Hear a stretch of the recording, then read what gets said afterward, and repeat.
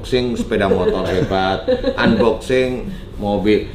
Semuanya itu yang dia berikan kepada penonton itu mengajak orang itu berpikir yang tidak perlu sebenarnya. Dan dia sendiri mengajarkan tidak perlu, dan dia sendiri pada waktu dia ngevlog itu nggak ada ciri dia untuk mengajak ikhtiar dengan cara-cara yang baik. Dia ngevlog pasti ingin pamer. Kalau sudah pamer berarti dia sudah masuk ke arah ujub, ke arah riya. Nah, kalau sudah seperti itu, kalau dia itu sholat, ini habis nih sholatnya. Aduh. Jadi kenapa kalau memang kita itu memang mau mencari viewer, guys, itu kita harus yang normal, yang memang manfaat.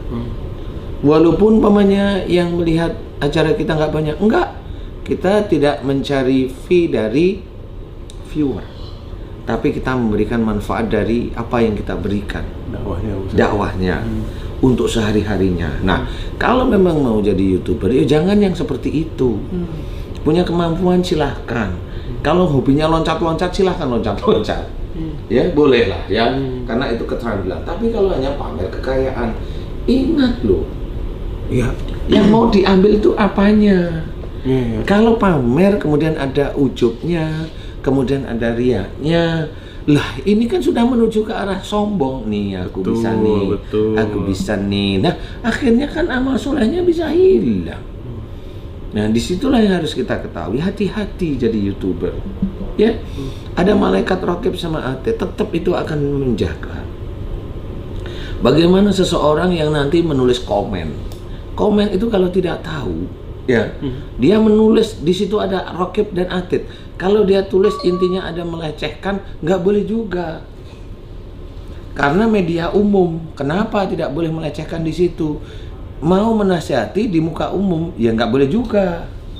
Tapi kalau memang itu diinginkan, ya silahkan, monggo. Jadi orang yang menampilkan dia sebagai YouTuber, kemudian orang yang dia menulis untuk mengkritik, tapi sebenarnya mengkritiknya itu hanya melecehkan beneran, sama-sama dua-duanya nggak dapat apa-apa.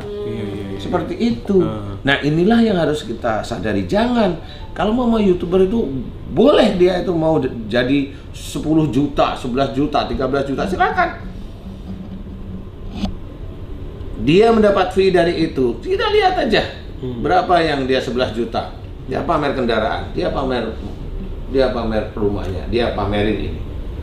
Kita lihat pada waktu dia itu pamerin, ada nggak matanya, gerakannya, secara tubuhnya itu, gesturnya itu menandakan dia ke arah syukur pada Allah Ta'ala atau sombong riya, ujub itu tadi. Ada sekedar ingin bercerita aja atau ada rasa bangga di dalamnya? Dilihat aja, orang itu kelihatan sombong dengan syukur itu beda. Ada juga orang yang dia kesannya berkata syukur tapi sombong, ada, itu kelihatan tetepan. Nah, harusnya syukurnya itu seperti apa? Nah, kalau syukur itu sama seperti dia yang pada waktu itu bukan yang ngevlog. Oh, dia yang diwawancarai. Nah, ini beda. Kalau dia ngevlog pasti dia ada kesombongan. Insya Allah pasti. Itu tipis maksudnya ya? Maksudnya antara yang ngevlog sama yang diwawancara gitu? Sebenarnya itu bukan tipis bagi saya, ya itu udah jelas kelihatan jurangnya. Kalau orang tipis, mohon maaf nih. Kalau tipis itu kan belum ngerti ilmu agamanya, jadi bilang tipis gitu loh maksudnya. Iya. Itu jurang itu sebenarnya udah kelihatan. Kalau orang nge-vlog. Coba orang nge-vlog itu gimana coba? Apa sih yang dia omongin? Hai guys, ketemu lagi sama saya. Saya lagi ada di tempat ini motor apa gitu. Saya baru dari motor saya nih. Knalpotnya sekian, ini sekian. Wah, hebat guys, kan gitu. Mana ada supportnya? Hai guys, saya tempat ini motor ini, alhamdulillah ya Allah. Mana ada? Saya belum pernah lihat loh. Alhamdulillah ya Allah, ini motor bisa jadi milikku. Belum pernah, walaupun itu sebenarnya salah juga gitu loh. Belum pernah seperti itu. Ini hebat guys. Ini belum ada di Indonesia nih. Kan gitu. Apa yang mau dia ceritain?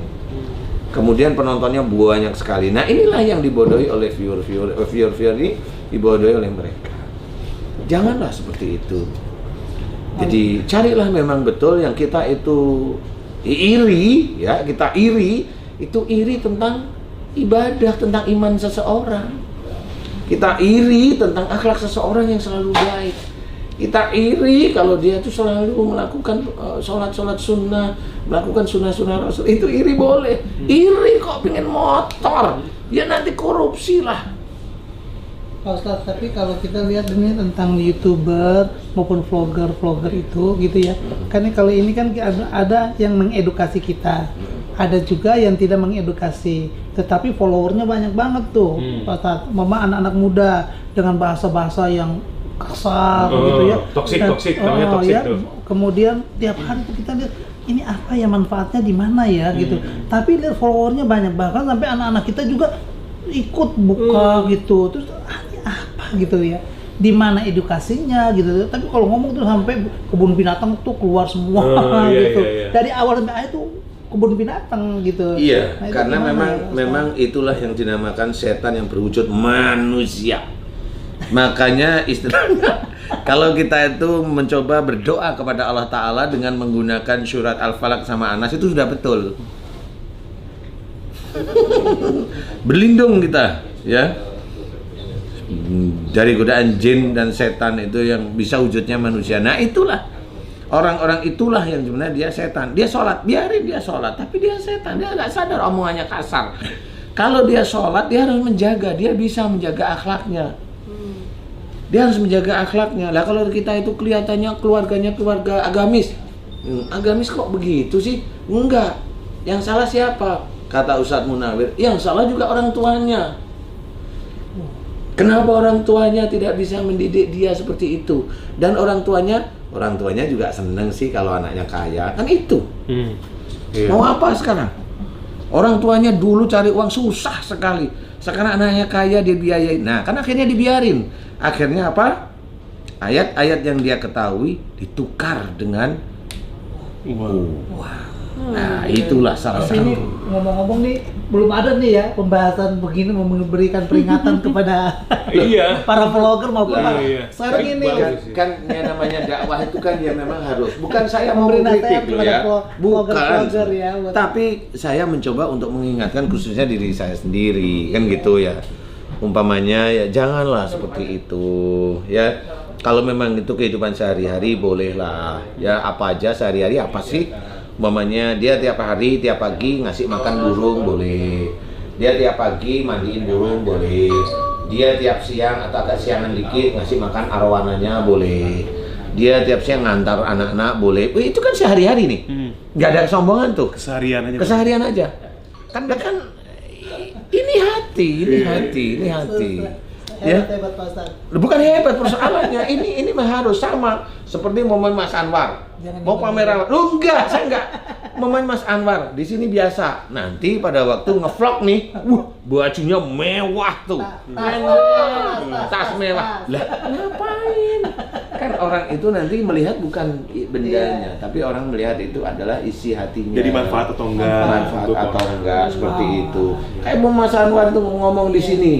Bagus, alhamdulillah saya suka. Di sini saling mengingatkan. Coba nanti kalau Mas Anwar nge-vlog sendiri, saya juga pengen lihat tuh apa isinya vlognya. IG-nya apa isinya, bongkar nanti. Mas Anwar nama vlognya Anwar telur cevlog. Bagus.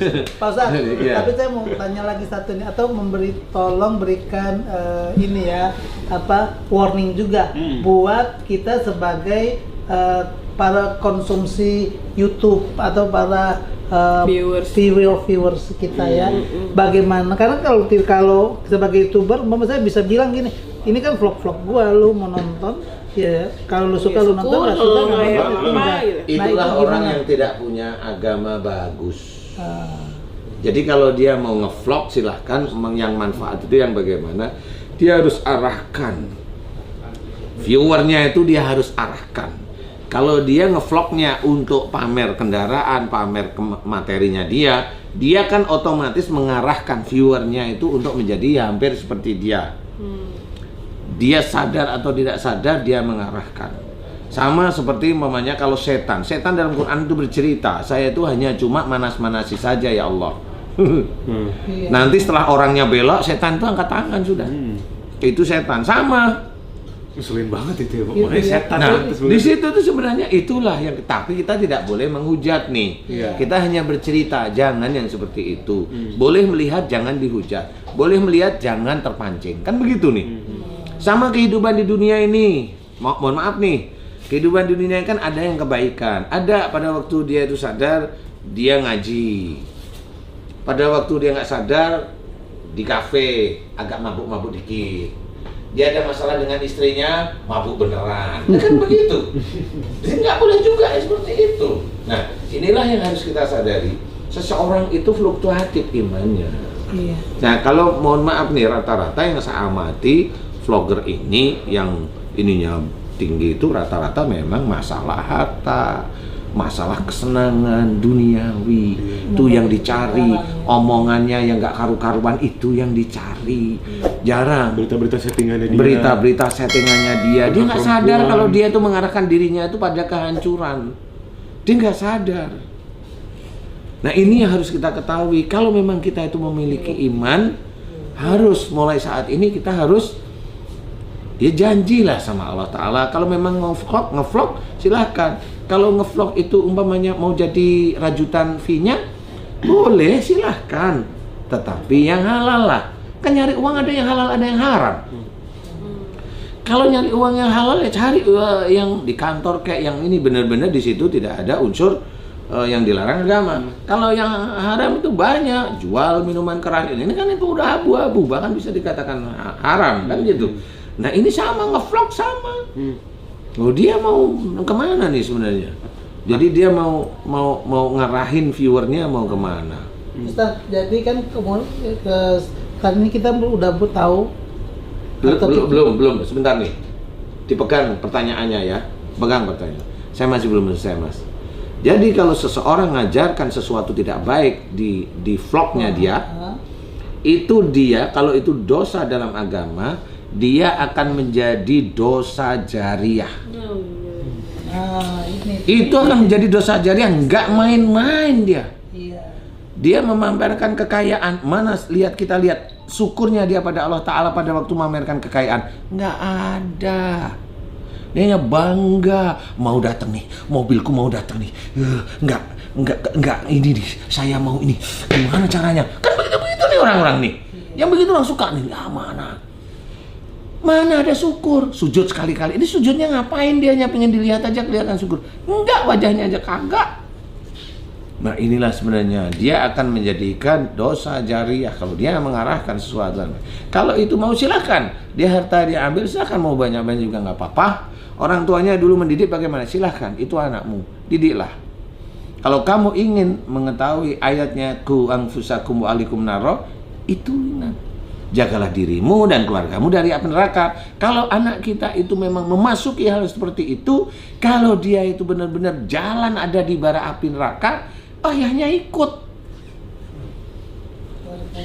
Iya, keluarganya mau apa? Tapi ayah nggak bisa ngomong karena apa? Duit anaknya banyak. Ya sudah, silahkan itu urusanmu nanti di akhirat. Saya ini cuma bercerita seperti itu. Janganlah.